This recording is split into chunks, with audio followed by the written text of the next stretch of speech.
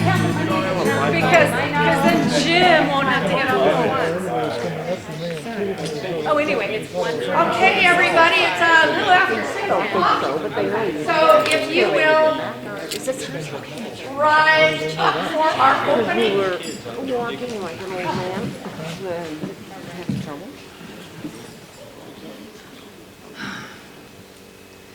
First off, I want to say I am so glad that Louise and Irv are here tonight because he has not been feeling good. Yay, Irv! Yay, good Irv. Good. Father, we just are so grateful for the ability to meet together here on a semi-weekly or bi-weekly, whatever the word is, every other week for now. And Lord, we just are so grateful that we still have that freedom to be able to assemble.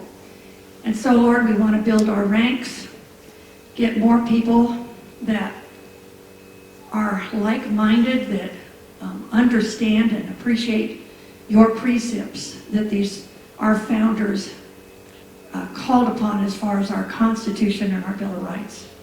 So, Lord, we turn this meeting tonight over to you to bless our speaker and bless all of us that we may enjoy and learn. In Jesus' name, amen. Amen. Okay, we have several.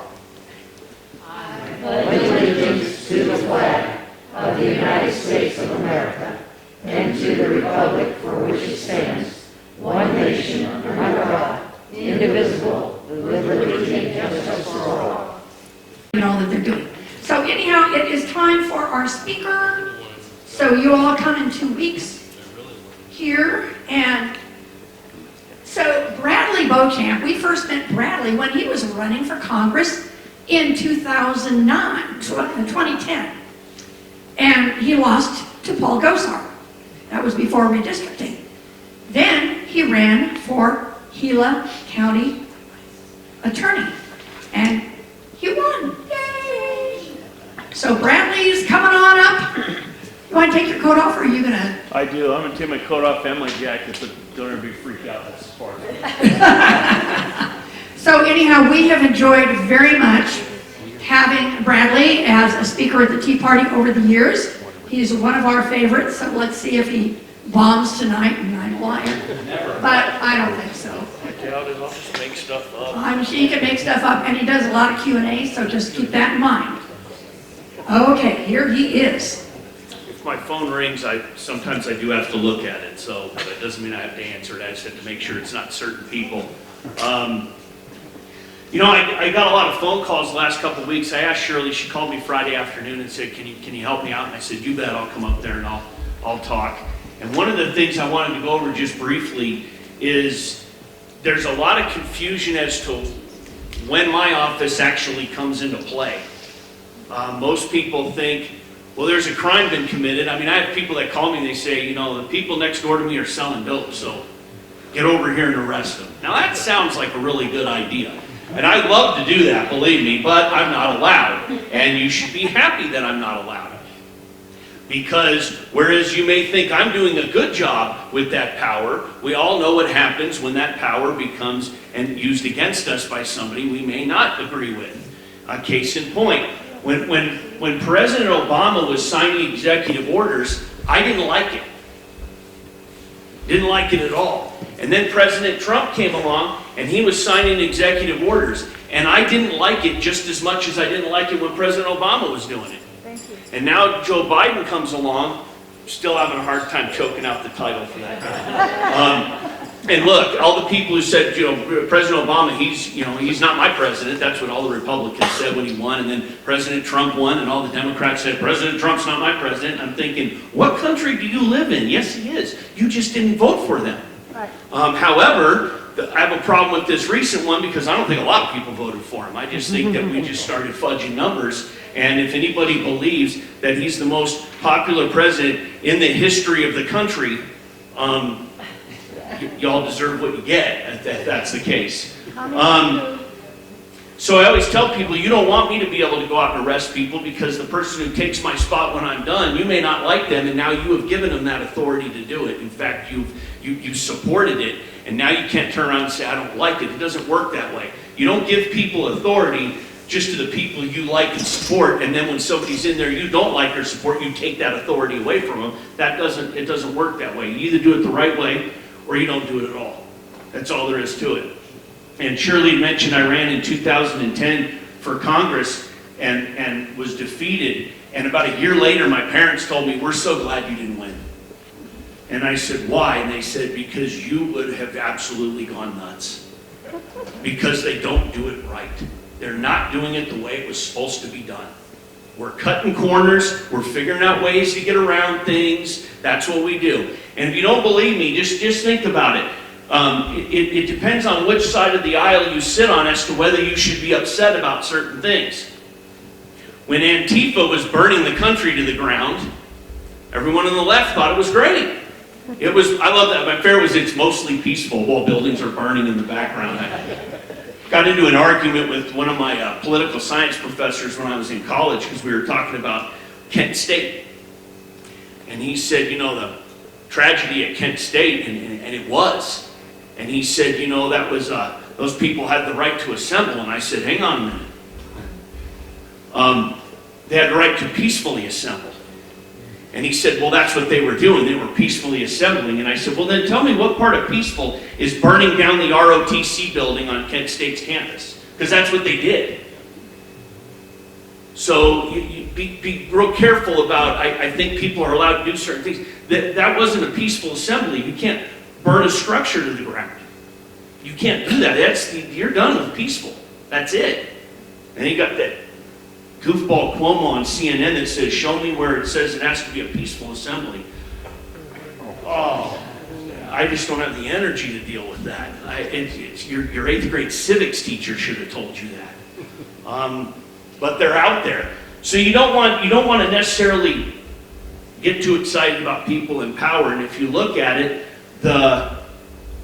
everybody was mad that Merrick Garland didn't get appointed to the Supreme Court. He didn't get his hearing. President Obama was outraged.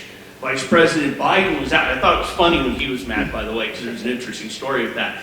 But they're all outraged. This is terrible. We should be allowed to do that. Well, what they didn't tell you is the Senate, they're allowed to make their own little rules. So when they have their vote where it has to be 60 votes, they can make that rule. That's a Senate rule that they've made, where it's not a simple majority. It's got to be 60 votes for certain things. And so the Senate made a rule, and the rule was no president in the last year of a lame duck presidency, which means he can't be reelected. He's done. Year 8 of 8. No president should be allowed to appoint a justice to the Supreme Court. And that came along because President Bush tried it. Anybody wonder why President Obama put people on the Supreme Court really fast when he got in? Well, that was because they wouldn't let President Bush do it because he's in the last year of his lame duck presidency. And that's where that rule came from. That rule, by the way, is called the Joe Biden rule. That was his rule in the Senate. He's the one who came up with that idea. And then, years later, is angry that, how dare you not give Merrick Garland a hearing? And of course, Joe Biden's not going to step up and say, yeah, that was my fault. I made a rule, we all agreed on it, and most of you were here. They don't do that. They just tell the American people what an outrage it is that this happens. And when you start to dissect what they're doing, if it wasn't so serious, it's comical.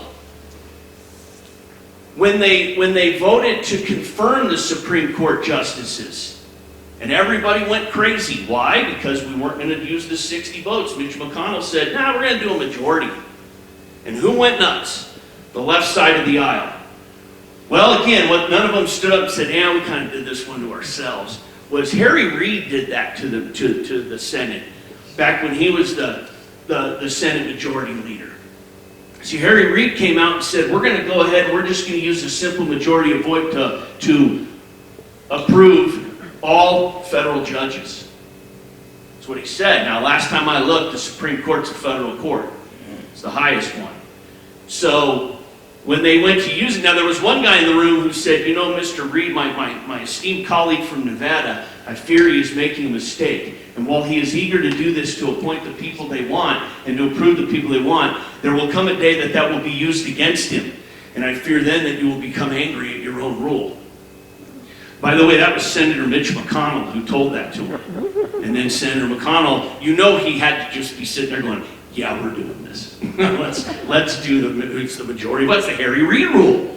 Well, they went crazy. Well, we didn't mean for Supreme Court justices. We just meant for district court and appellate court.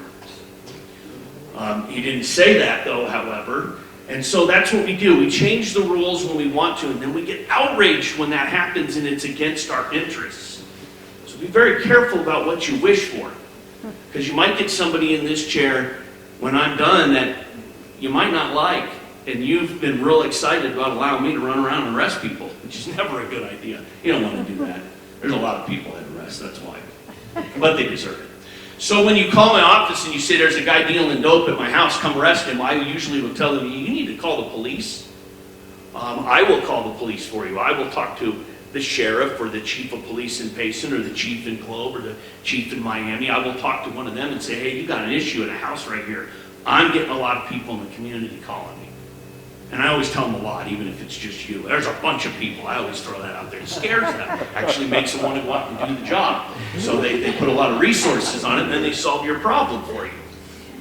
And I had a gentleman in Globe who did that. His name was Sammy Chacon. Sammy he's living in his parents' house right now. He's lived there literally his entire life, in the same house on Cali de Loma. And I'm at lunch one day with the head of Public Works and a couple of our other friends. And we show up, we're at lunch, and Sammy Chacon starts talking to the Public Works Director, which was Steve Stratton at the time. And Stratton said, well, the county attorney's sitting right here, which I hate it when he does that. Because I'm in blue jeans and a t-shirt. Everybody thinks this is how I'm supposed to look 24 hours a day. Like when I'm pulling weeds in my yard, that the weeds care if I'm wearing a tie or not. And I go to a store, and some people are like, well, I thought you'd be dressed nicer. It's Saturday. I'm working on my car. And so Sammy turned around and said, I wish you'd do something about that yellow house on Cali de Loma. And I kind of chuckled and said, yeah, I know who you're talking about. Well, are you going to do something about it? And I said, Sammy, I can't really, called him Mr. Chacon at the time. I said, Mr. Chacon, I really can't talk to you about that. You're going to have to trust me, and I'm going to resolve that for you.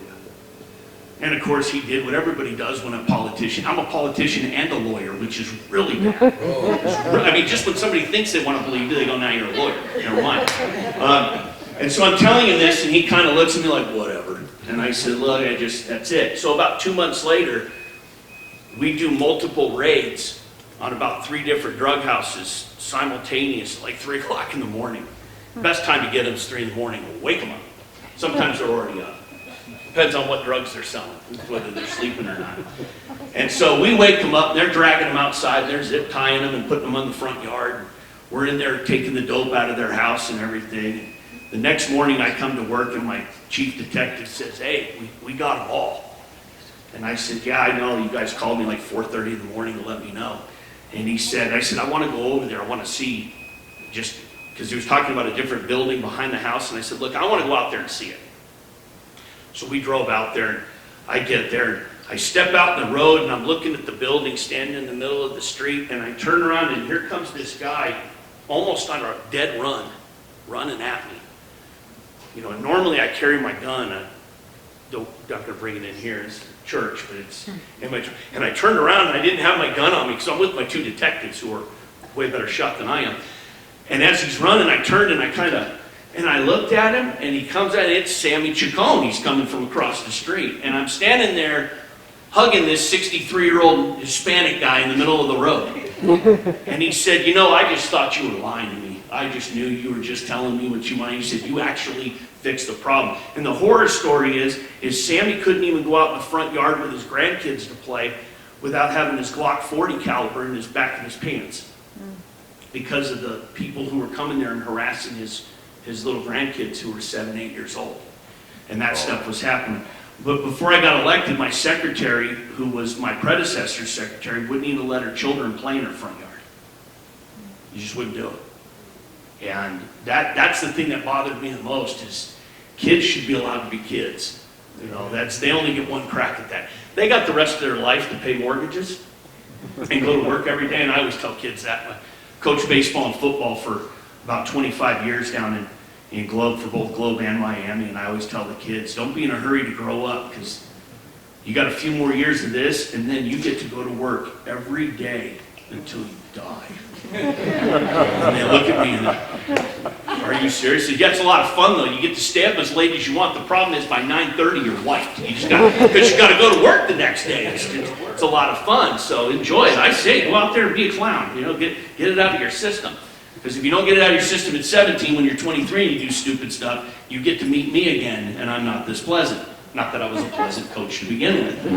That's what we used to always tell the kids. You think he's mean here. Wait till you get in there and you're a defendant and he's looking at you. And the kids I always had kids that would say, yeah, but you're my coach. You're not gonna punish me. I'm like, oh no, I'm going to.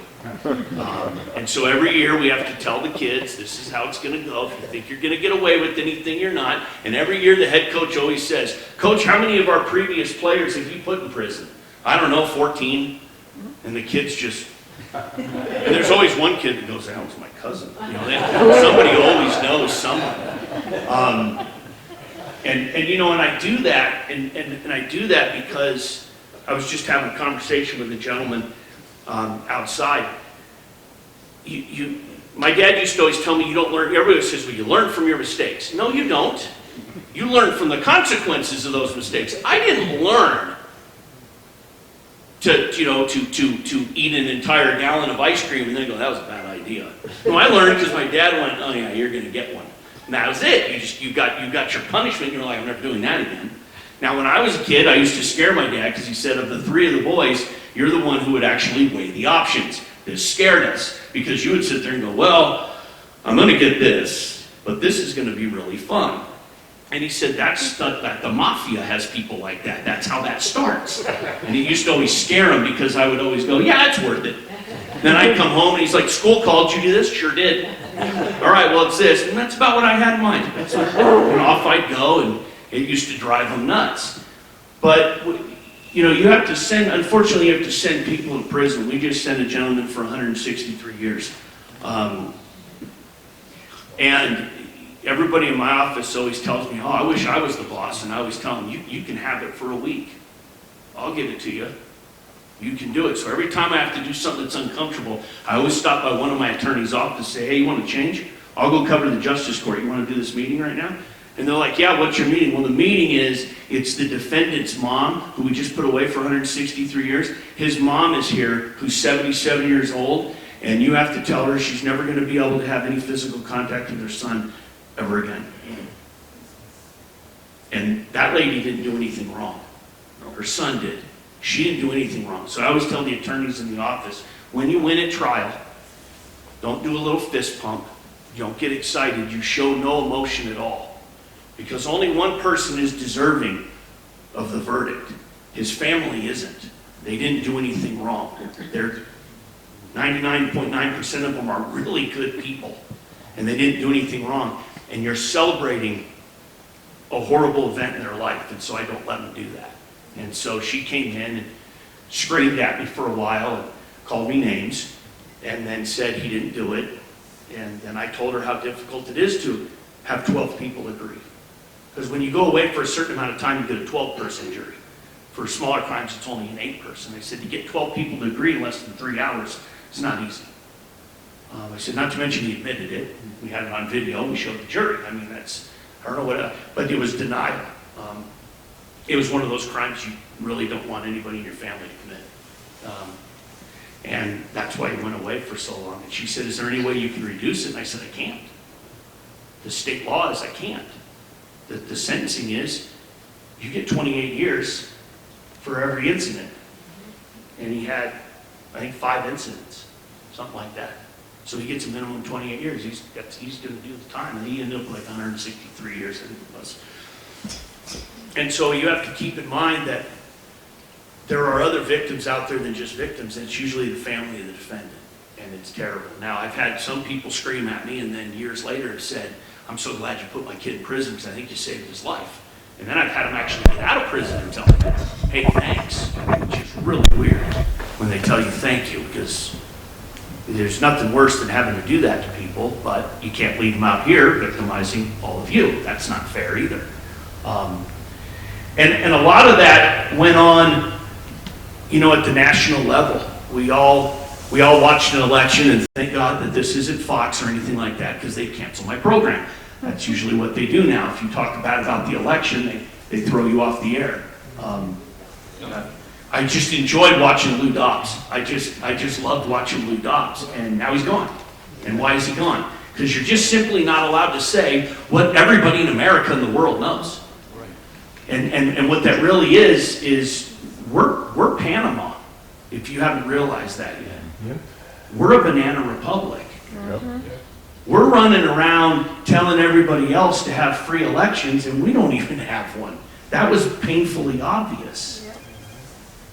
I don't know how it is to work in a polling place or anything, but I'm pretty sure you don't bring ballots in luggage. And that's just never happened. And we're stuck with it. And I'm going to be honest with you, I'm not happy with either one of the political parties. I don't think our party, I'm a Republican if you didn't know. If you ever voted for me, it's right there on the ballot. I don't think the party did enough. And it's upsetting. And my chief deputy called me and he was just irate. And he said, you know, they need to do this. I said, they're not going to.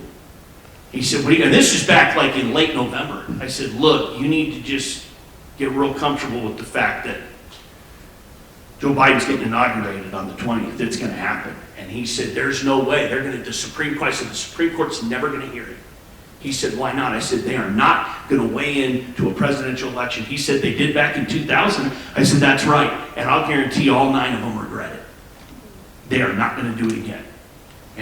But for Justice Alito and Justice Thomas, none of them wanted to do it. It was a 6-2 vote to not take up the case, the Texas case, to say that they cheated in the election. So the sad part is the 3 people President Trump put in the Supreme Court voted against it. They voted against even hearing it. And that's the part that's really troublesome. And the election is troublesome on so many levels because, you know, as a kid, and then when I taught government before I went to law school, I used to always tell my kids, there's a great remedy. If you don't like the guy who's in there, get out and vote. Well, does anybody else feel like that's just been robbed from you? Yes. That we can't even do that anymore now because when we go out to vote, it just doesn't matter. I'm going to vote once and they're just going to pull 4 out of this hopper and throw them in there. And when COVID first started, y'all remember we were only supposed to wear the mask for 2 weeks, right? Yeah. You remember Flatten that? the curve. We're just going to flatten the curve. It's going to be 2 weeks and we're done. Now, if anybody's wearing one, great. I have no problem with people wanting to wear masks. A lot of people would. If my father was still alive, he probably would have to because he had a lot of respiratory issues. So I know he would have most likely would have worn one. But that's your choice. But when the government tells you you will, and it's going to just be for 2 weeks, and you know, when it first started, I told the principal of Miami High School because I was coaching baseball at the time. I said, "This is ridiculous." I said, "This ain't going to be 2 weeks. Once they do this, they don't let go. Once they get their hands on it, they're not going to let go of it." And of course, I was, extremist, and he's about as liberal as they get. Nice guy, though. We get along. We just don't see eye to eye on everything. And so he's telling me, "Oh no, that's not going to happen." I said, "Oh, it's going to happen. Just wait." Well, I called him a couple weeks ago. "Hey, how's that mask thing going?" Just a couple of weeks. Is the same calendar they're using to measure a couple of weeks the same Dominion machine they use to count the votes? Because I think that's what they've done because they can't figure it out. Instead of 2 weeks, it's 52. That's weird. And it's not ending anytime soon. You've got that goofball Dr. Fauci who's just saying, now let's wear 2 masks. What are we doing? We need 2 masks. And my dad probably wouldn't have worn a mask, actually. He should have, but my dad would have probably went, "Oh, COVID, schmovid. If it kills me, it kills me. I'm 78 years old." That'd have been it. He would have, that's the way he would have done it. But they make you wear these masks, and at the county, we all have to wear masks. Unless you're in my office, then you don't wear a mask. We don't. I asked everybody in my office, I said, if you want to wear a mask, wear a mask. But we all have pretty much an office space. If If you don't want anybody in there, put it. If you want somebody to wear a mask, if they're going to come into your office, go ahead and wear it. That's it. We had one case of COVID in my office, happened about a month ago, and it was from a lady who was out 3 months on medical leave. So she didn't even get it there. She actually was the one who brought it in, and nobody in the office got it. She just got it, and that was it. So they sent us all home for 2 weeks for your quarantine. And you know you lead a pretty solitary life like I do, because when I go home, I just like to be home, because everybody always wants to ask me questions, and I go out in public, and why'd you do this? I don't know what you're talking about. I have 1,200 cases. And so for like 2 weeks, I had to sit at home, and I thought, oh my life hasn't changed one bit. Everything's the same. This is no different. COVID quarantine or not, I just kind of hung out in my house. And nobody came over, which was wonderful because I had an excuse for people not to come over, so I didn't mind it.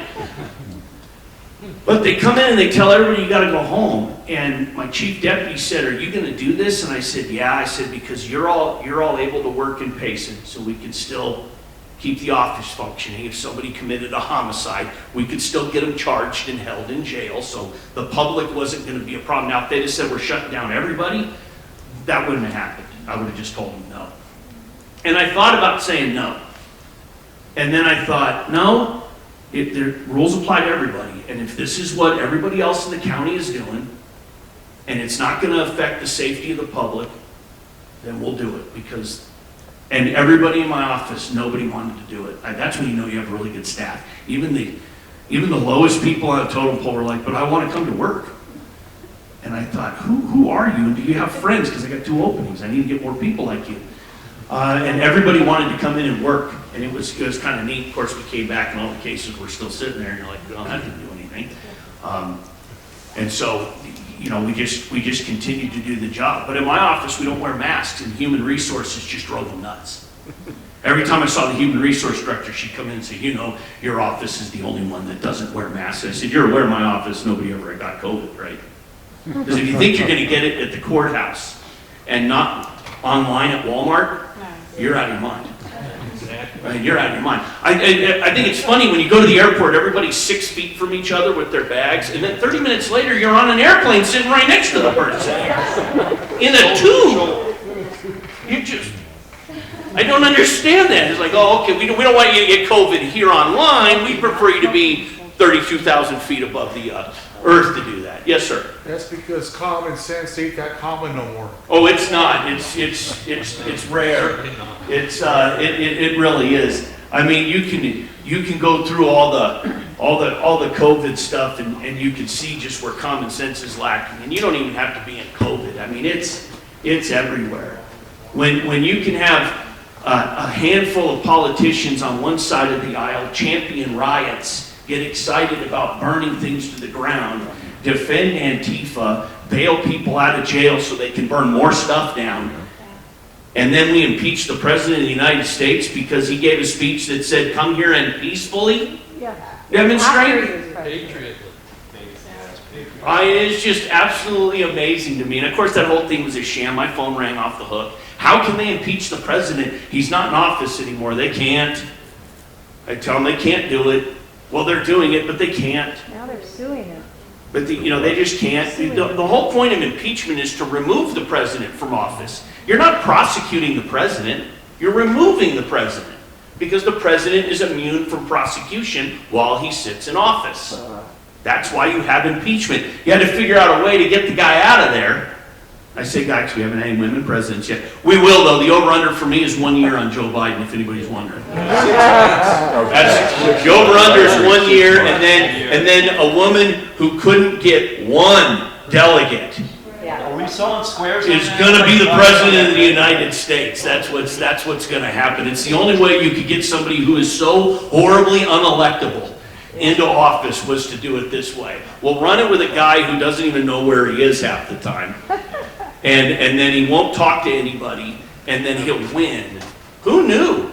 Campaigning, good news is his campaigning's over. I don't even know why we're having a Lincoln thing. I don't know why people campaign. You can win just sitting at home.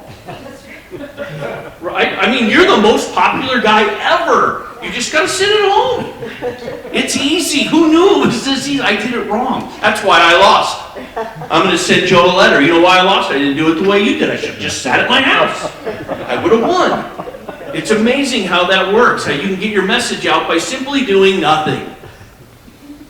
That's just not the case.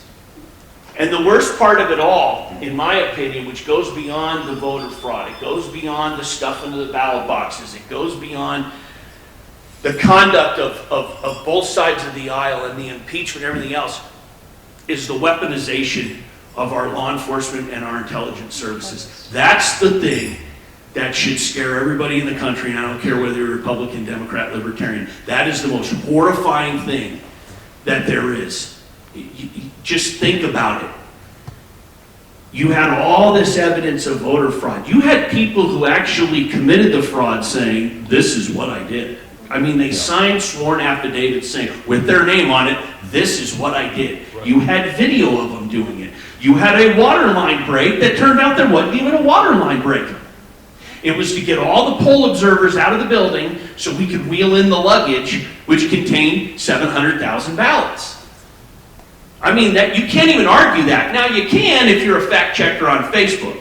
Then you can argue it. I love it when they put that out there. This is partially incorrect. No, it's not. I heard them say that. But if you put that out there enough, people will believe it. That's what propaganda, that's how that works. And so you had all of that, and the Justice Department did nothing. The FBI did nothing. And the sad part is, but if you have a garage pull, you know, the rope with the loop, that's in every garage that has an overhead pull-down door. If you have one of those, 13 federal agents will swarm that state in 3 hours to find out what's going on because there was a garage pull. Because one NASCAR driver said, this is racism. I mean, the guy can't win a race to say that. I could probably run around the track and beat him. He'd slam into a wall and get disqualified. So his claim to fame now is this. Well, there's this garage. But we can do that. We'll send everybody in there to investigate that. But we won't send anybody to investigate what is so glaringly obvious. And we won't do it. And then you have the selective prosecutions. Then you have the selective investigations.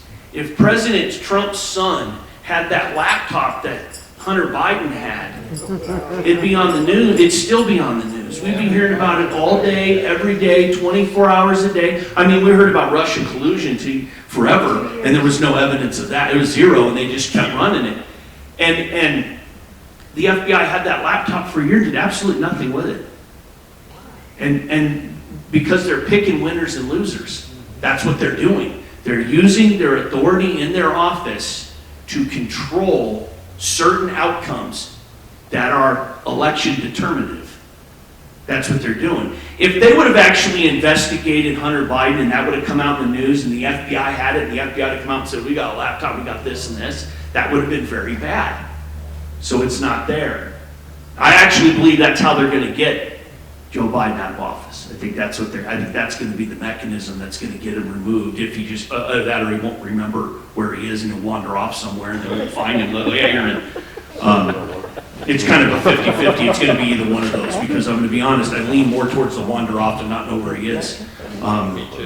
You know, than anything. But that's the part that should really scare you when law enforcement has a political agenda. That should scare you to death. And I always tell people, crime has no political affiliation. Okay? Nobody's going to kick my door in at 3 in the morning to steal my television and go, oh, wait, this guy's a Republican. Oh, let's get out of here. They don't care. They're not going to. So I don't care if you're Republican, Democrat, Libertarian, black, white, green. I could care less. If you're a victim of a crime, I'm going to do everything I can to get you justice. If you're the one perpetrating the crime, I'm going to do everything I can to punish you. And I really don't care. And unfortunately, we don't have that. We just saw that at the federal level. And it's massive. And the CIA was in it. You have actual CIA directors doing things. That is a huge problem. Number one, the CIA, by charter, is not allowed to operate in the United States, if you didn't know that. It's actually illegal for them to do anything in the United States. That's the FBI's job. That's National Security Advisory's job. That's what they do. NSA, FBI, CIA does everything overseas. Well, they weren't. They were doing things here. I mean, it's glaringly obvious, but nobody looked into it. Nobody cares. And so now where are we? Lawless. As if I can make it worse for you. Yeah, the Maricopa County. Where we are right now is we're right around the time where the people in Rome were standing there going, huh, there's a lot of people who aren't Romans here. That'll be all right. You know what? We don't have enough jobs for them, but nah, it'll be all right. I tell you what we'll do. We'll make them sell their children, and then that'll make them happier. And of course they don't, and the Goths just go ahead and sack Rome. And then it's over once that happens. I think we're there.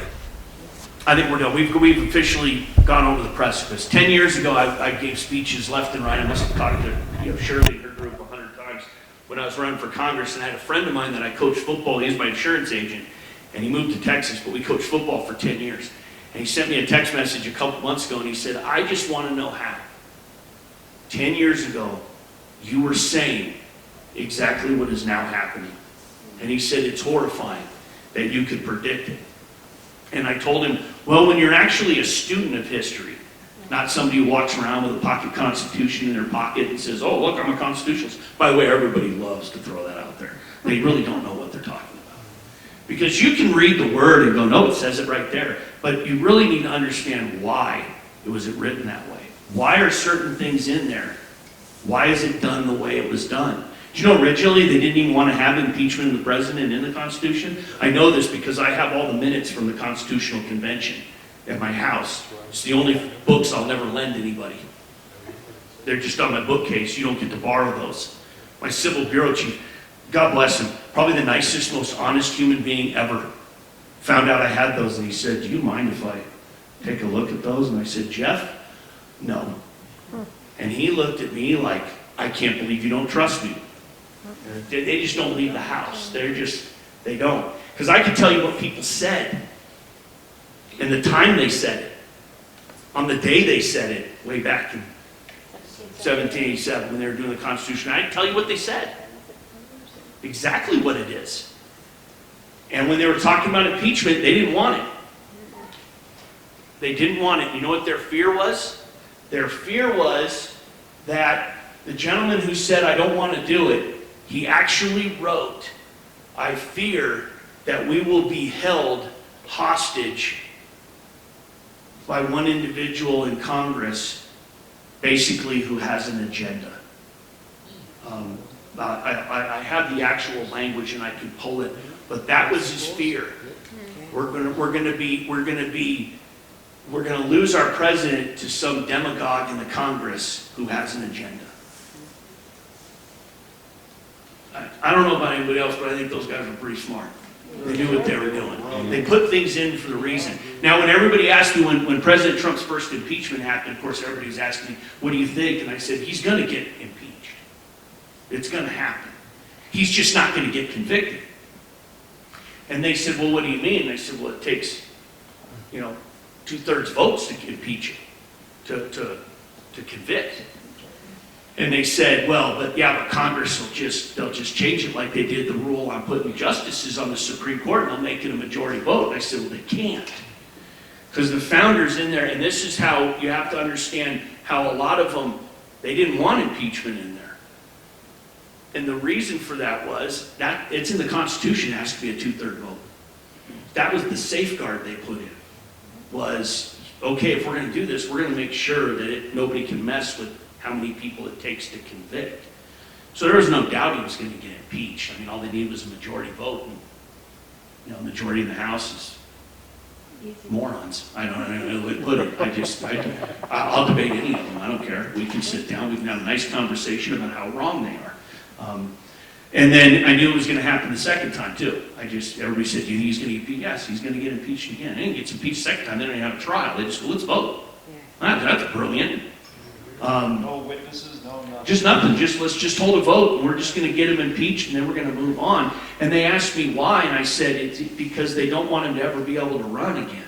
That was the reason. Had nothing to do with anything other than if you are impeached and you are convicted and removed from office, you are ineligible to serve in a position of authority or profit in the government.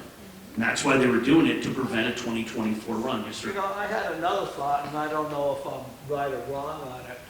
But I think also, according to me, is they did that knowing he won't get impeached, but to continue this divide amongst our country, to show the people, well, look, we got this bunch of people who believe in Trump, and then we got this bunch of people who don't, and see how they are? They don't want him. They don't want him to get impeached, and so that just continued the divide in our country. Well, if you can keep the population fighting amongst themselves, they're too busy to see what you're doing. And that's exactly what they did. And that goes from, you can go all the way back, when you go back in history, that's the way the very old medieval times, that's the way the kingdoms worked. Heck, that's the way the Romans worked. It was one general against another. I mean, you had Caesar and you had Crassus and you had Pompey, but they didn't like each other.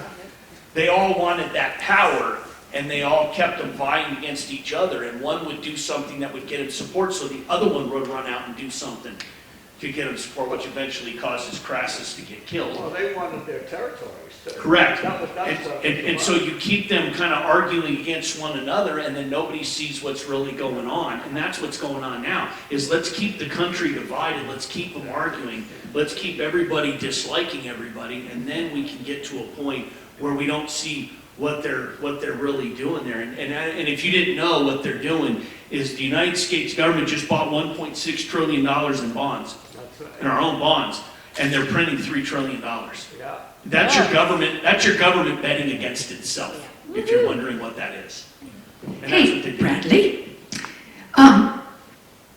when was there something else? Because we usually hold all of our, Good questions. you have, well, I know, but so have you pretty much finished? And do we Yeah. want to do Q&A now for the rest of the time? Yeah, sure.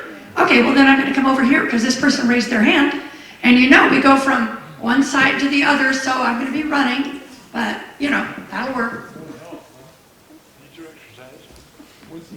I just wanted to get your thoughts on what we're talking about, division. What does it say in the Communist Manifesto, or wherever else it might say, about creating chaos in society in order to tear it down so that you can rebuild it the way you want it? Correct. It's conditioning. I see a gentleman here, a Korean War veteran. When you go into the armed services, my brother just retired 30 years from the Marine Corps. He said they tear you down and they build you back into what they need. That's what they do. Well, that's no different. It's the exact same. There's just different ways to do it. And the way we're doing it now is we're tearing the country down, and we're causing so many problems because the government is going to come in and help us. And of course, everybody knows Ronald Reagan's famous quote, "The scariest words in the history of mankind is, I'm with the government and I'm here to help." And it's very true, because that's what they're doing now. What we're doing is we're creating chaos and we're creating dependence. And then the people become dependent on the government. And once the people become dependent on the government, even your own people in government will be loath to eliminate those programs. If you don't believe me, look at Obamacare. Look at it. Because what did you hear in 2010? I know, because everybody said it. I'm going to get elected. If you elect me, I'll get rid of Obamacare. I was the only one who came out and said, no, they're not. And I'm not either. Because we don't have a majority vote in the Senate. It's going nowhere. What they're telling you is what you want to hear. I'm going to get rid of him. I love that guy's going to get rid of Obamacare. He's not going to do anything. He's not even going to draft a bill. And of course, that's what happened. Everybody in 2010 said the same thing. We're going to get the House and we're going to get rid of Obamacare. Well, you're not. Because you're not going to get 60 votes in the Senate. And then even if you do you think the President of the United States is going to go, you know what? That's my lifelong dream, baby, piece of legislation. Yes, let's get rid of that. No, he's not. It's staying. So then they came out in 2012 and said, well, if we do it, we're going to win the Senate, and then we're going to get rid of it. But no, you're not. It's not going to happen. And I told everybody the only way it's going to happen is when the Republicans control all three, both branches of Congress and the White House. It's the only way it's going to happen. And in 2016, what did we get? We got it. We got it. What did we do in those first 2 years? Nothing. Zero. We did absolutely nothing. We got rid of the mandate out of Obamacare, and that's it, which everybody says, well, that essentially killed it. No, what kills it is you vote and you get something signed that repeals it. Now it's gone forever. Now it's done. Why didn't they do it? Because for about 10 years, their constituents, 6, 7 years, their constituents started getting on it. And now when you go to get rid of it, people aren't going to like it. And now, all those values you held yourself out for that you were going to do, you didn't do it. And why? Because you needed the vote. And that's what happens. President Obama didn't, in a constitutional law, that's neat. If anybody thinks as a constitutional lawyer you know the Constitution, I'll dispel that myth right now, you don't. That's not what they teach you in constitutional law. What they teach you in constitutional law is all the laws and all the rulings the Supreme Court has handed down over 200 years to get around everything that's been written in the Constitution. That's what your common law class is. It's so big, you take common law 1 and common law 2. You're in there for a year, and that's all you do. It was the most disappointing class I ever took in law school, because I sat there and I'm like, wow, this is a bunch of people who don't have the authority to do what they're doing what they're doing. They can't do that. I used to tell everybody, I'll give you $1,000 if you can point out anywhere in the Constitution where it either says judicial review or it says that the Supreme Court has the right to declare legislation unconstitutional. If you can show me where that's written, I'd love to see it, because it's not there. Janelle? Okay, thank you so much for all this information. It's really great. I also want to ask you, one, it would have been nice, or can you kind of, again, tell us what you do, what your job exactly, what you do. But the second thing is, can you go ahead and tell us what is your plan, or what you guys are going to do with that, 150,000 fentanyl pills that was just confiscated? About 3 or 4 But the $2.5 million worth. That one, and there was another one. So again, because dealing with the Northern Gila County Community Drug Task Force, I would really like to know, what are you going to do so we get them prosecuted, hang them, whatever you have to? They don't let me hang them. Well, shoot them, whatever. I don't care. Decapitate them. I'd like to beat them with a bag of oranges, that's but fine. they won't let me. They just let me send them to prison. But just, sometimes. I don't want to see where, here we go again, because we don't have HIDA, and you know what HIDA is. We don't have it, and I still can't get anybody in this whole county to help me out, get it up here. That's why they're coming up here. And if you guys don't know what HIDA, it's high intensity drug trafficking, what's the, Areas. areas, I think. And basically what it is, it's a group, and it's grant money, and it's law enforcement where they will help out your counties. And please, Bradley, I'd like to know, why are we one of the only ones, so I think out of 15 counties, if I'm last talking to Sally down there, I think there's 5 counties that are not a part of this, and that's why everybody knows to go through Gila County, because why? You can go through Maricopa, and there's HIDA down there, and they will bust you.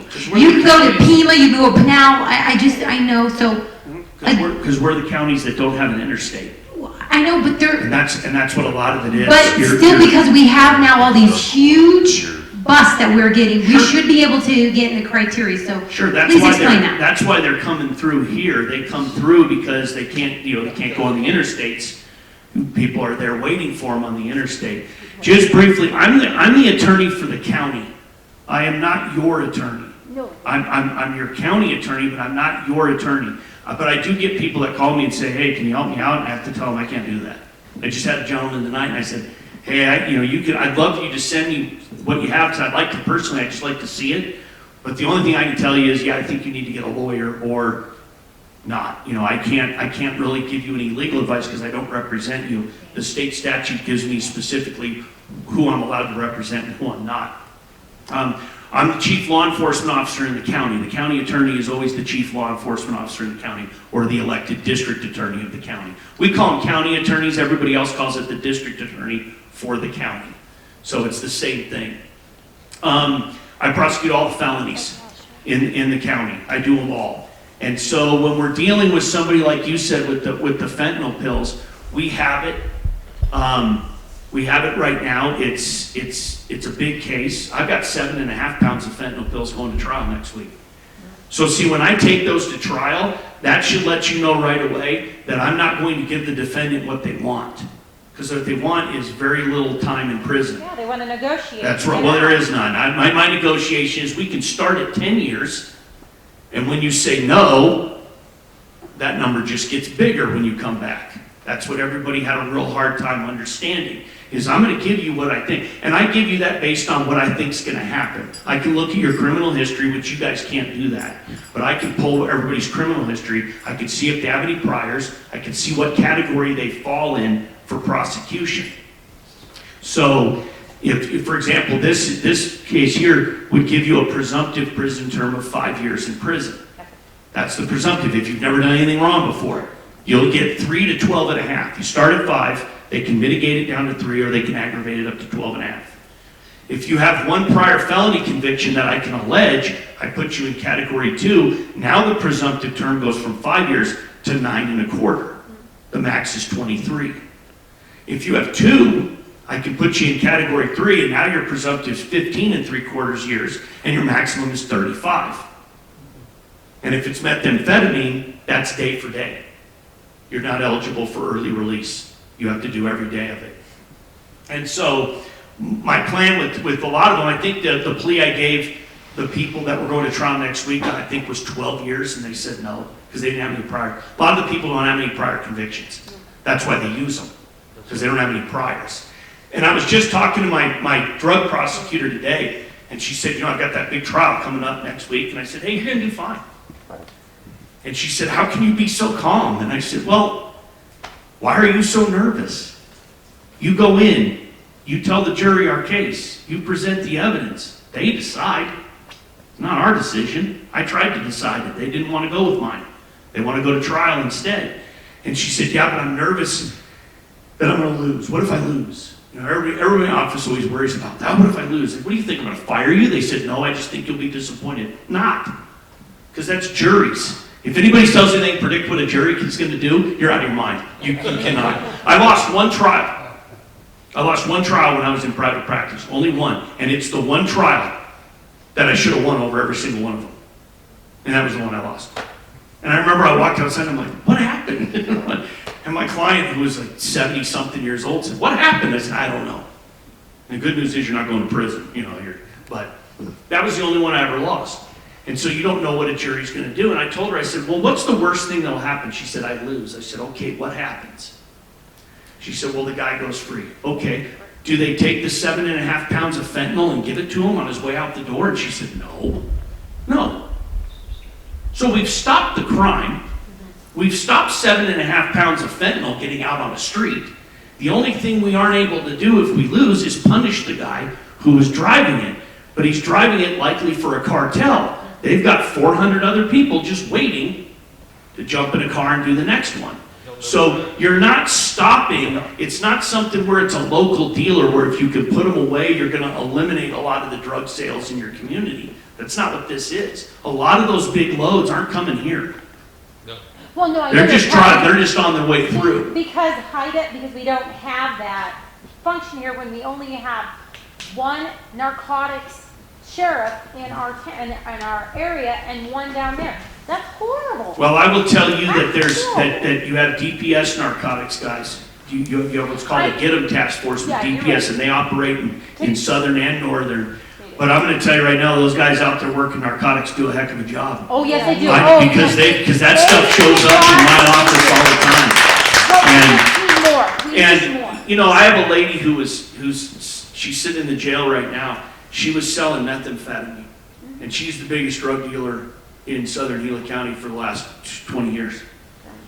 When I got elected, I went in and I said, look, I already know who a lot of these people are because when I was a defense attorney, I represented a lot of people who were involved in drugs. That's what I did. I just, they're entitled to an attorney. That's their constitutional right. And so I would do that. And I never took cases against kids or cases where children or women were victims, but I did all the other stuff. And so I knew. I got in, I'm like, look, I know who it is. And then of course all the cops are like, yeah, we already know it's her, we just can't catch her. And so for 7 years we've been trying to get her. You come in every day and you're like, oh, somebody tell me we got this lady. Nope, we didn't. And I know she's bringing in a bunch of meth. Well, we nail her. Get them, guys, get her. She's got 3 pounds of methamphetamine in her car, and I've got her on video admitting it. I have meth. And thanks. So she started getting a little belligerent with the police. And they called me down and they said, hey, we're going to interrogate her. You want to come down? I said, yeah. So I went down to the jail. I'm sitting in the room watching the video monitor of them interrogate her in the room next door. And she started getting belligerent to the police, which that really irritates me. And I said, you know what? And so the cops came in. They said, what do you want to do now? I said, hang on a minute. So I told my detective, I said, hey, go in here and tell her this. You're not interviewing her, so interview's over. They shut the tape off and everything. We were getting ready to take her back to booking. And I said, hey, go in there and give her a message. And I told him, and the commander of the drug task force for the county looked at me and goes, are you seriously sending him in to say that? I said, yeah. And you want to see how fast I can change her attitude? She's going to go from real tough to bawling in about 3 seconds once he walks in there. He said, I've got to see this. So he walked in. My detective walked in and he said, hi. And she knew him.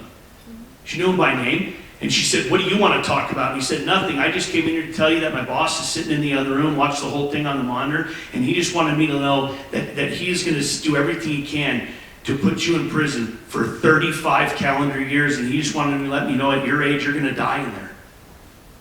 Have a good night. And he just walked out. Of course, she just started crying. Well, we go to court, and the judge says, let's reduce her bond to almost nothing, and out she goes. She's back on the street. And so I got her 2 more times. Of course, with those people, it's just like, well, it's a matter of time. And so I have her on 2 more cases where she's selling dope again. So she's looking at 109 years. That's what she's looking at. She's looking at 109 years. She's my age. I think she's a year older than me. She's 50. And so I see she can get 109 years. And that's every day 109. That's it. It's just 109 years. That's what she's looking at. And if she loses a trial, we're going to ask for 35. The reason it's 109 and not 105 is when you're on release conditions and you commit another crime, it adds 2 years to that prison sentence. And she had 2 like that, so it adds an extra 4 years. So she came into court to do a settlement conference.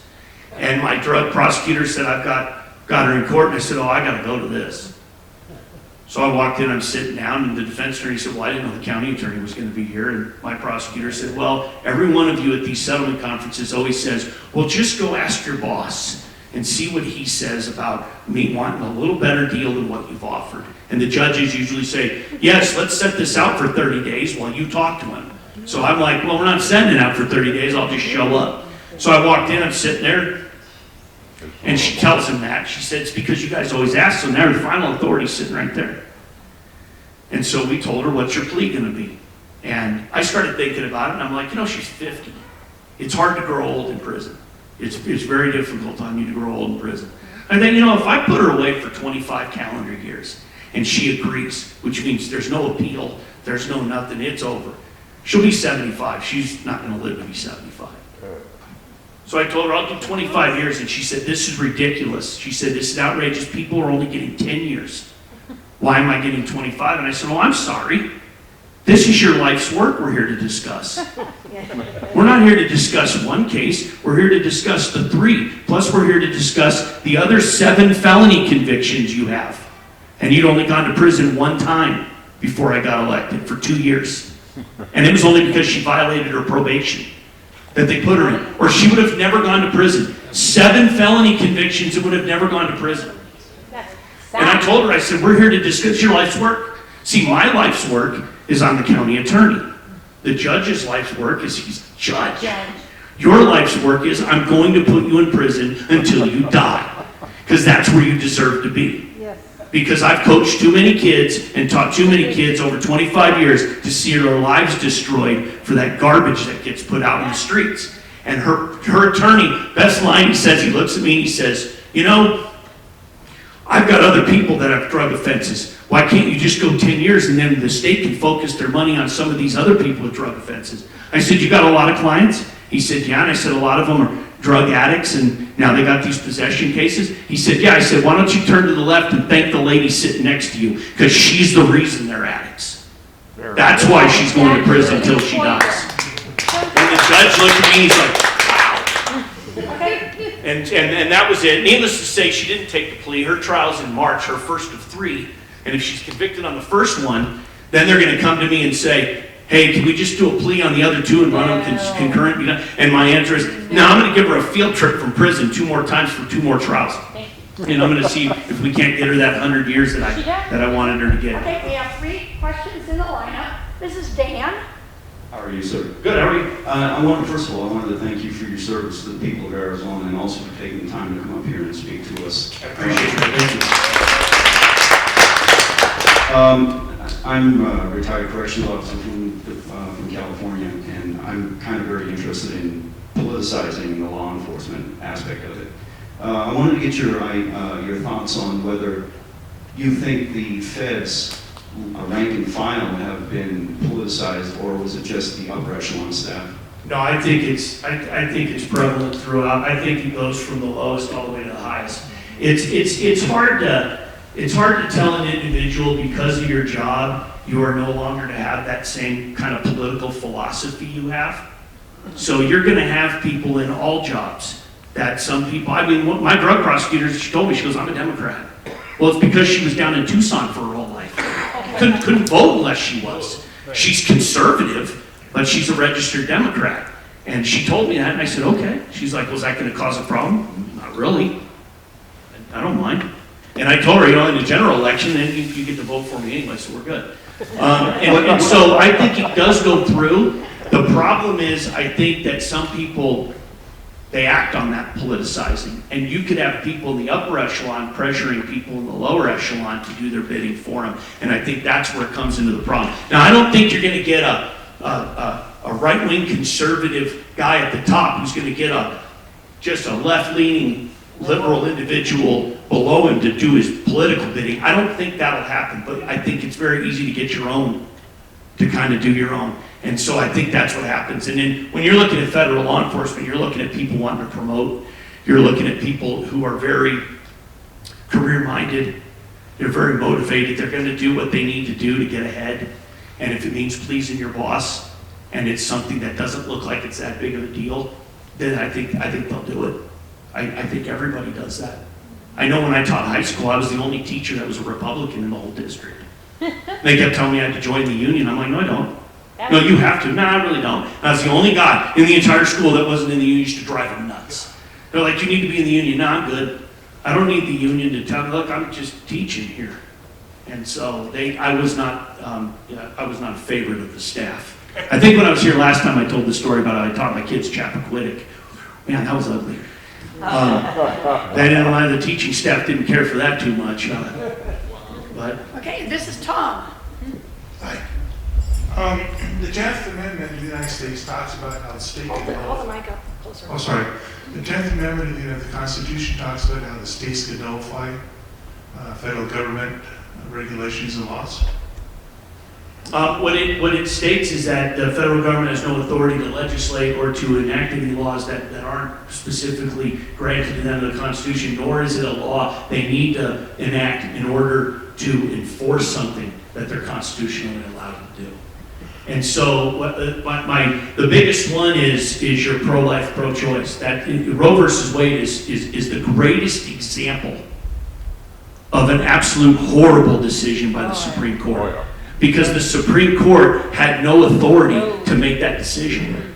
If you could show me the Constitution where it says the United States government has the authority to tell women whether they can have an abortion or not, I'd be more than happy to look that up with you and we can read it together because it's not there. The federal government had no authority to legislate in that area, which means the Supreme Court has no authority to hand down a ruling that basically says one or the other.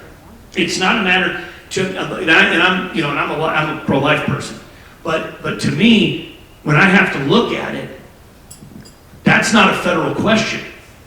That's 50 states that get to make that decision, because that's their right. Because the Constitution doesn't give the federal government the power to do it, nor does it prohibit the states from doing it. Therefore, it's reserved to the states. So would the 10th Amendment apply to like these states affected by the Keystone Pipeline? Joe Biden signed, he said, can't they do it? Say I'm going to do it anyways. It depends, because it depends on what they're going to use is they're going to use the one everybody uses, which is the Interstate Commerce Clause. That's what they're going to use to say that it's constitutional and that Congress has the right to legislate in this area. That's what they're going to use. That's what they use for everything. That was your Brady bill.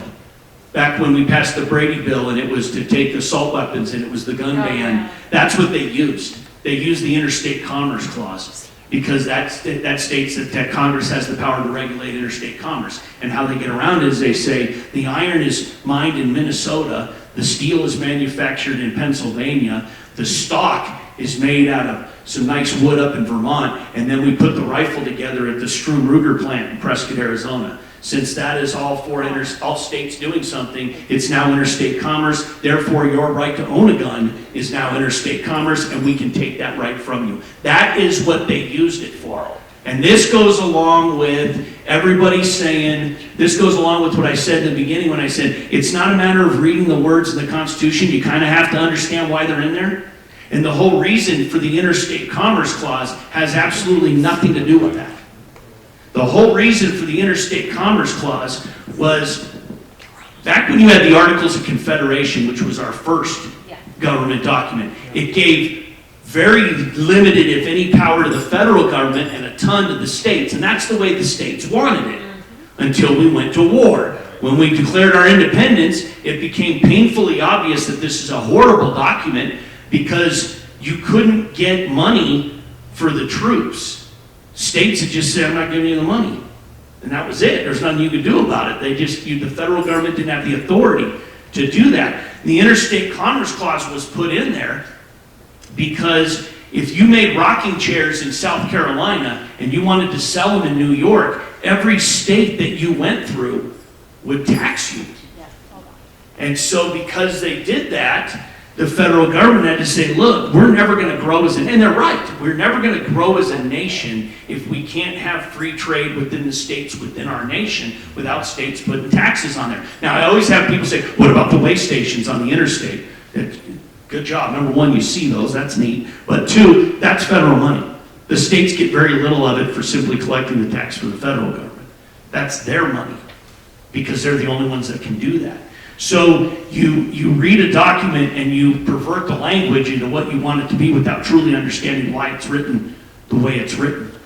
And that's why it was done Can that I way. do a follow-up on that? I mean, Sure. I understand the clause and all of that, but can each state that the pipeline goes through, if they got together, could they coordinate to nullify the federal government rule per each state? It'd be very difficult because they're going to claim interstate commerce for the transportation of oil, much like the transportation of goods on a highway. It's a tough argument, and if you can manage to do it, they just won't send you any other federal funding. Well, That's what they do. Well, that's the big issue of our local governments, right? Is they want the Federal money, you sell it out. You sell out for the cash. Yep. Yeah, and so we've got to control our state legislatures. That's right. In fact, when the speed limits went up to 65, the federal government said any state that allows their speed limit to go from 55 to 65 won't get federal highway, won't get federal funding. We'll pull your federal highway money. And so that's that. In the end, they have the purse strings and they have way more money than everybody else.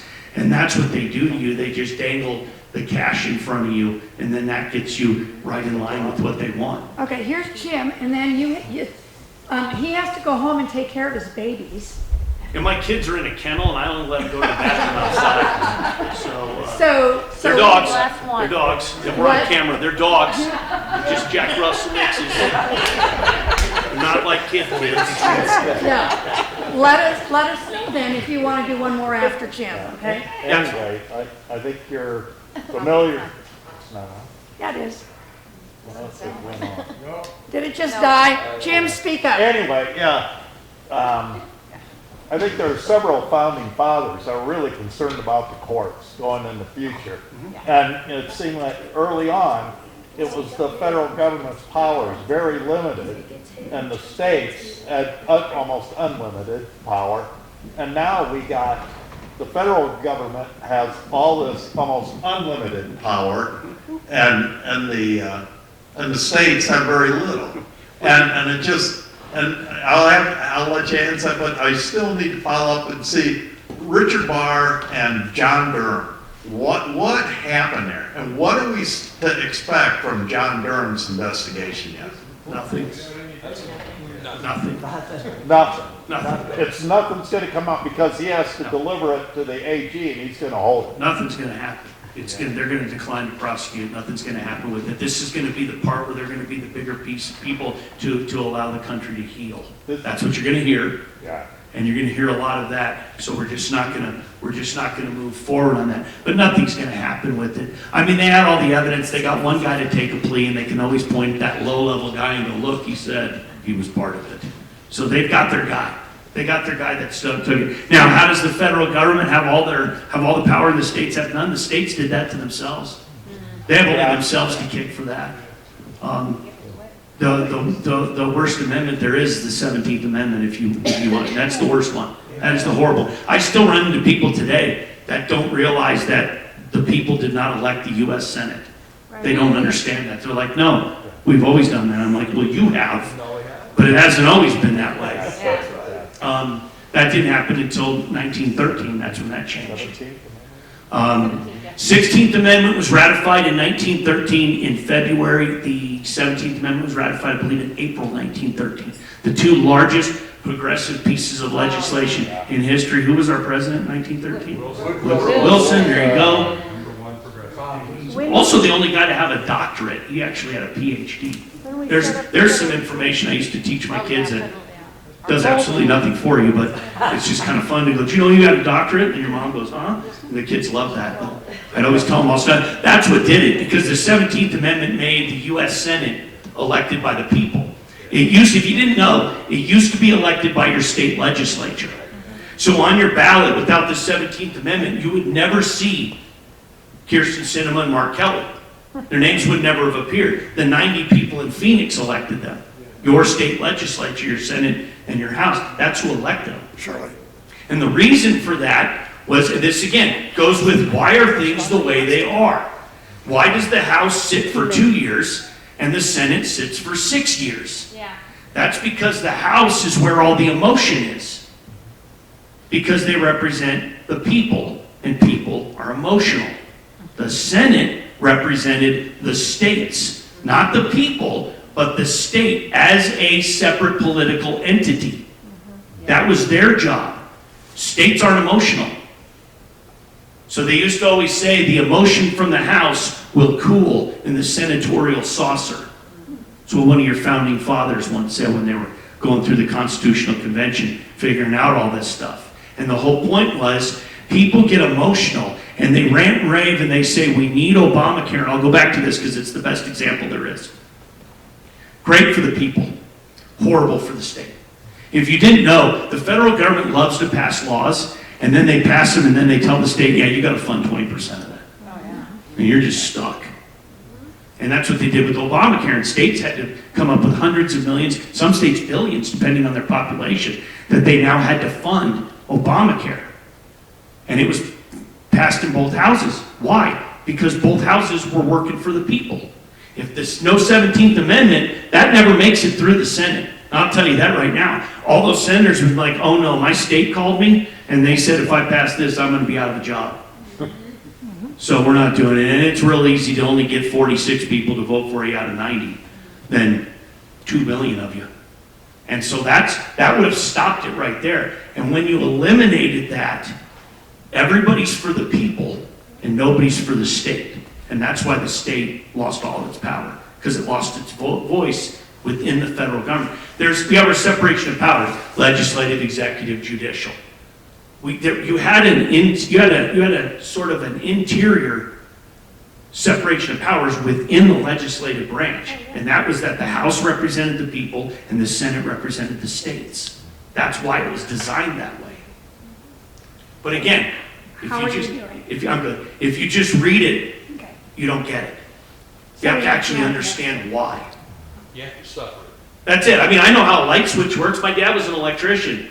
I know how light works, Dad. I turn this thing on, and my dad's like, that's not how light works. That's not how electricity, no, it does. I turn the switch. Watch, you want to see electricity not work? I shut the lights off. And he told me, I hope you're going to be a good lawyer, son, because you're the dumbest electrician on the planet. I used to tell everybody I had to keep going to college because I had to finally learn something, because I have absolutely no skills at all. my dad would come over and help me work on stuff, and I'd start helping him. He's like, seriously, go over there. And I'm like, but I want to help. And he said, son, if you help, it's going to take us 2 hours to get this done. And I said, I know. He says, if you just go over there, I'll have it done in 15 minutes. I just need you to get out of the way. You're doing everything wrong. But if you don't understand how it works, you don't get it. And our state, I came up here years ago. I can still remember people called me at work. Oh, you got to get up here. Hurry, hurry, hurry, hurry, hurry. Because our state legislature, in their infinite wisdom, was going to enter a pact with Washington, Oregon, California, New Mexico, and Nevada. A national popular. And the pact was, we'll all agree that we will give all of our electoral votes to whichever presidential candidate wins the popular vote, regardless of how the popular vote goes in your state. And our legislature, get this, Republican legislators, thought it was a great idea. No way. And people called me and they're like, you have to come up here. I'm like, I don't want to do this. And they're like, no, you have to. So I came up, we had it at Messenger's mortuary. And I'm sitting way in the back. And I'm at a table and I'm just trying to keep a lid on losing my mind while I'm listening to all of them talk. And I'm just about to I'm not going to make it. And this guy across from me looks at me, he's an older gentleman, and he said, son, you're not going to make it. And I said, I know. And I'm trying really hard. His wife said, just raise your hand, ready? So I raised my hand. And I can remember, You did. and I can remember one of the people in the back said, one of the people up front, one of the speakers, one of the legislators said, you know, Mr. Beauchamp's got his hand up. I think we should hear what he has to say. And the entire room turned their chairs around. And now I was at the front of the room, the legislators were in the back, and nobody was even looking at him anymore. And somebody said, thank God, help me out. What are we doing? And so I told him, I said, you know, and I added this actually in an electoral college speech, that presentation, a PowerPoint that I do. And I said, you know, California, Hillary Clinton won California by like 2.8 million votes. So you get California's 55 electoral votes. And I said, President Trump won Arizona, President Trump won Arkansas, Missouri, Louisiana, Alabama, Mississippi, and Georgia. And when you added up his margin of victory, he's still 1.7 or 1.8 million votes less than Hillary Clinton's margin of victory in California. But when you add all those electoral votes up, President Trump is winning 56 to 55. And that's because, again, try to understand why it was done the way it's done. And both of our state legislature and our federal legislature, they have an idea to fix things, and they have no idea how it works. Now, I've told you I'm about as mechanically inept as humanly possible. How would you feel if you said, hey, Brad, can you help me out? My truck's running weird. And I just walked up and without even looking at it, I go, yeah, it's your transmission. We're going to have to pull that out. It's going to be $4,000. You would look at me and say, yeah, I'm going to go talk to somebody else. But we don't do that. Our legislators just go, hey, we're going to fix this. And then we all sit around and go, oh, that's a great idea. Thank heaven somebody called and said, you need to come up and talk to us. Because when I was done talking, even the legislators said, oh, wow, this is a bad idea. We're not going to do this. And I'm driving home and I'm thinking, what if I didn't show up? What if I was sick? What if I was in a trial? What if I was on vacation? What would have happened? These people would have gone back to Phoenix and said, we're on board. And it would have only taken those 4 or 5. That would have been it. That's all they would have needed to get the majority done. And I thought, how does this happen? How do you people not understand? I got in an argument with the state legislature over the civil forfeiture on a drug case. You know, if you're trafficking 7 pounds of methamphetamine in your truck and it's a nice truck and it's paid for, and I can sell it and not have to pay off your loan, I just take your truck too. And I sell it, and then I give that money to your drug task force guys. And I buy them things like night vision binoculars. It was really cool, they didn't even have them. They're like, what do you mean? I said, they got these night vision binoculars. You can look, and then you hit a button and it records them as big in your screen with night vision. And they said, well, do we have any RICO money for this? I said, I'm not even gonna wait for RICO money. I just personally bought you guys 3 of these. Here, go out and have fun with them. And they were like, okay, they love them. And so I can take that. And I actually had a state legislature say, we're going to get rid of RICO. We're going to get rid of your ability to do a civil forfeiture. And I said, you are out of your mind. What are you doing? And it was because there was some lady down in the valley whose husband was running a ring of bringing in a bunch of women and selling babies. And it was at their house. And so the government came in and they said, we're going to seize your house. Because that's where the criminal enterprise was happening. And so they went in to seize it. And she cried and bawled and talked to a couple legislators. And so instantly, we have to right this wrong. And so that's what they did. And I told this legislator, I said, what are you talking about? He said, you just take their stuff from them, and there's not even a hearing. You just take it. They don't even have to be found guilty. You just take all of their property. And I said, no, that's not true. And she said, yes, it is. And I said, well, of the two of us, I kind of do it for a living. You don't. That's not true. It's a totally separate proceeding. One is civil and one is criminal. One has absolutely nothing to do with the other. They get a trial. They get a judge. We have hearings and trials and everything. There's evidence. It's really cool. It's like Law and Order, but with a civil twist. And then we do the Law and Order part later, where it's where I throw the guy in jail for a long time. But I take his stuff, because there's one thing the cartel can't stand: taking their drugs and taking their cash. They hate it. And I can tell you they do. Because when I was in office for 4 months. And in 4 months, we had seized 25 pounds of methamphetamine in about 6 or 7 shipments, all coming from the same place, all headed somewhere else to the same place. And we stopped them all. And then some very large people showed up in town. And when you live in a small town, you can just kind of go, that guy doesn't belong here. Because you just know. And these guys had prison tattoos and shaved heads with tattoos on their skull. And they were just enormous, biggest Hispanic biggest people I've ever seen. They were all Hispanic males, and there was the Mexican mafia. That's who the drugs, that's who we'd seized. It was their stuff. They wanted it back. They followed me around for 18 months in town. They'd sit on my truck. They'd wait for me everywhere I went. They were constantly there. And I remember I went to get my truck at Walmart, and you finally get to the point where you get mad. And it's not false bravado. I didn't want him to kill me. I don't want to die. I'm only 49 years old. I got a good 30 more years. I want to live to see this country turn into a communist state, because that's where it's headed. And I want to be able to at least say, hey, I saw that. I want to be there for when it happens, and then I want to be there for when it all comes back.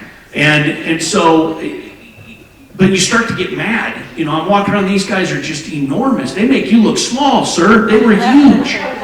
And I walk out to my truck at Walmart, and there's one of them, the big old guy. He was the guy with no hair and the head tattoos. And he's leaning up against my front fender of my truck. My side view mirror's right here, and my door's there, and he's leaning on it.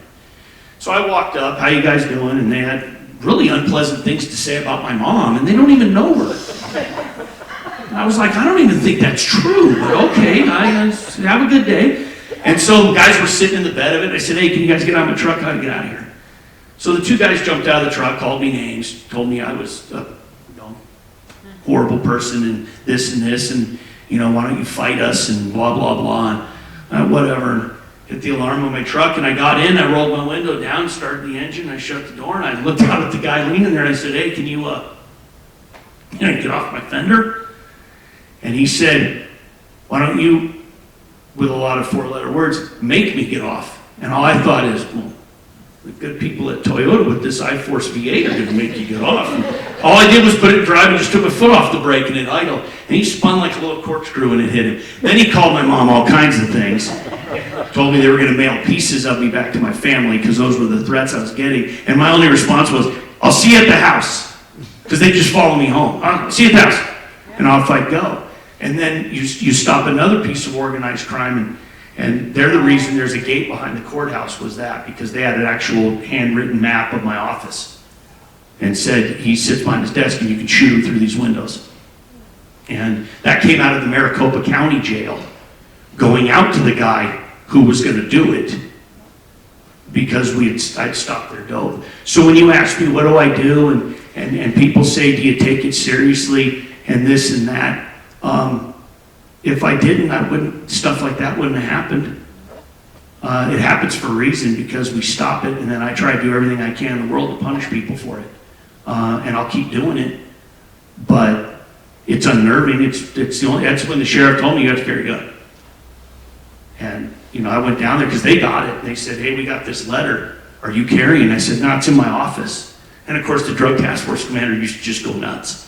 Because I call him and I'd be walking to the store, hey, there's guys doing a hand-to-head drug sale out there. And I'm on my cell phone, and he said, do you have your gun? I left it at home. You've got to stop doing that. And that was why. And so they told me, you have to do it. And the chief deputy told me, they're going to kill you. This isn't like the other guys. This is the Aryan Brotherhood.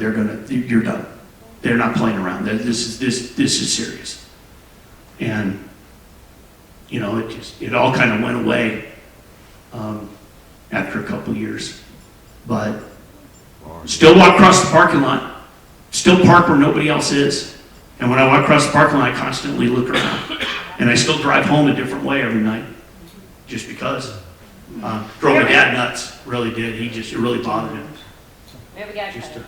Okay, guys, do you think we ought to invite Bradley Beauchamp back again? Okay, so anyhow, the last thing I have to say is we're going to do our 50-50 drawing because we're now overtime.